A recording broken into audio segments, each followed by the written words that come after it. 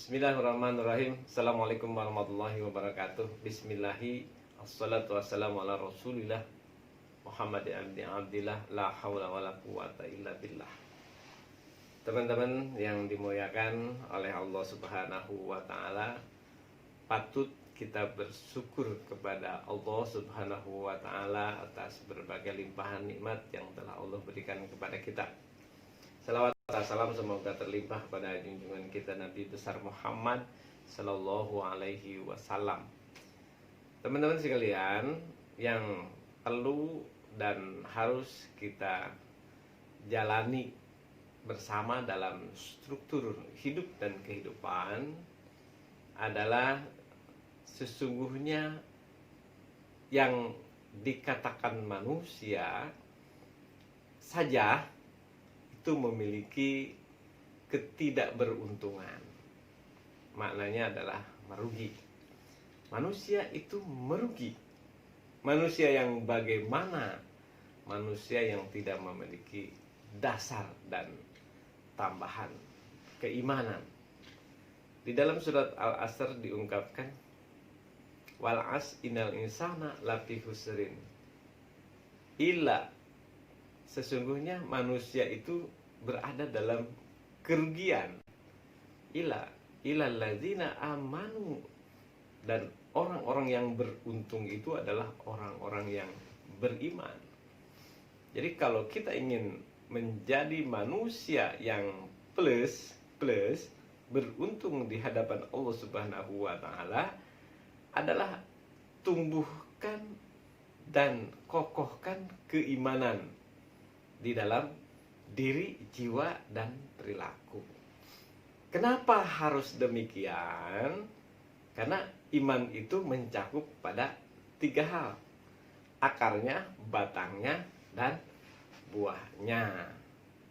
Jadi al-imanu huwa tasdikun bil qalbi, yang terhunjam di dalam jiwa, wa iqraru bil lisan, dan terucap di dalam lisan, wa amalun lil arkan, dan terrealisasi dalam amal perbuatan.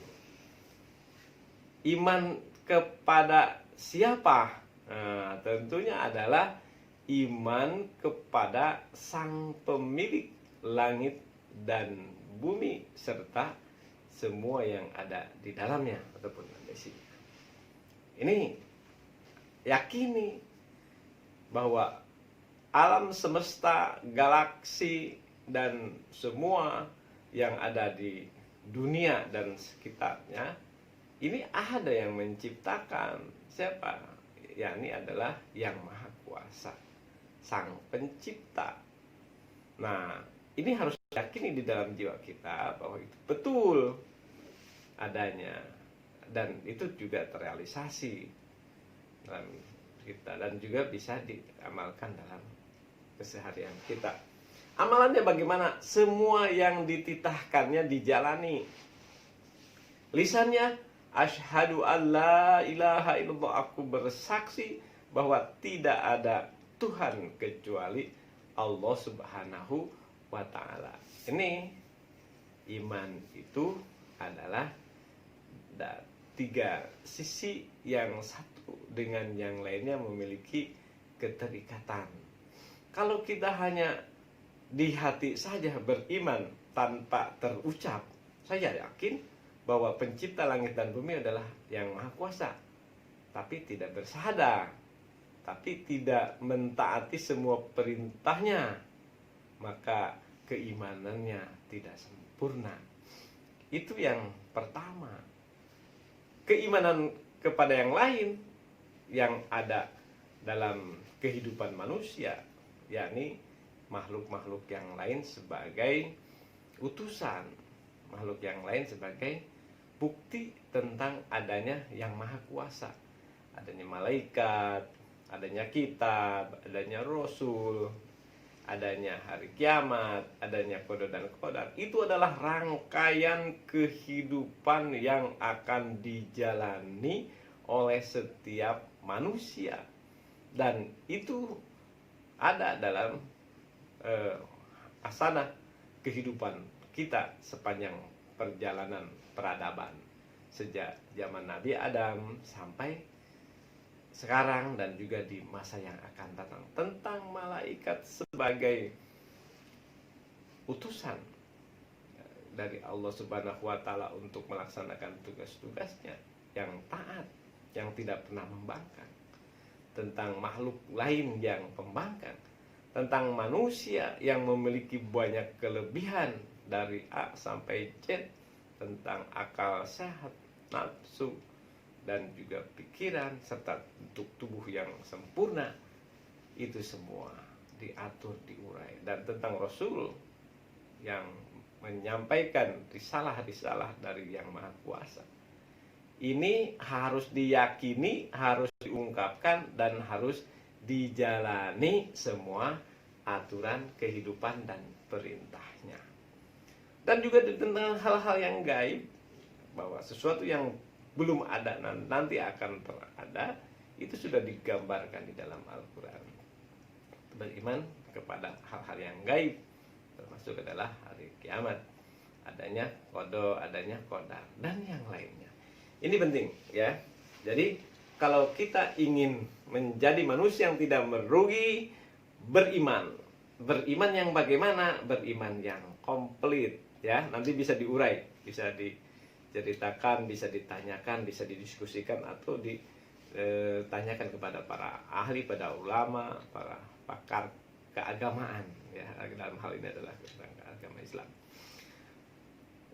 Kemudian wa amilus soleh, beramal soleh,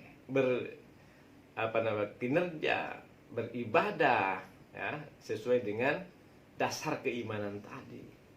Itu untuk tidak rugi, beriman dan beramal soleh. Dan yang ketiga adalah watawasau bil haq, watawasau bis sabr. Termasuk seperti sekarang adalah memberikan sebuah saling mengingatkan satu dengan yang lainnya dalam hal kebenaran dan kesabaran. Iman akan kokoh dengan apa? Tentunya dengan ilmu. Segala sesuatu yang tidak kita ketahui menjadi tahu, itu adalah ilmu. Iman tanpa ilmu ini sesuatu yang sebuah doktrin semata, tapi ketika iman terkonvergensi dan terkolaborasi dengan ilmu, maka akan memunculkan bahwa keimanan itu juga bisa menjadi rasional dan ilmiah. Ini akan semakin mengokohkan hakikat manusia yang memiliki akal dan pikiran untuk menemukan kebenaran secara hakiki. Demikian, semoga kita termasuk orang-orang yang beruntung, yang bisa mengamalkan semua apa yang kita miliki secara ilmu, tentunya dengan didasari dan dilandasi keimanan yang kokoh kepada keberadaan dan kehadiran Yang Maha Kuasa. Setiap langkah kita dengan melibatkan Allah Subhanahu wa Ta'ala, insya Allah kita termasuk manusia-manusia yang beruntung. Demikian, hadza walhamdulillahirabbil alamin. Assalamualaikum warahmatullahi wabarakatuh.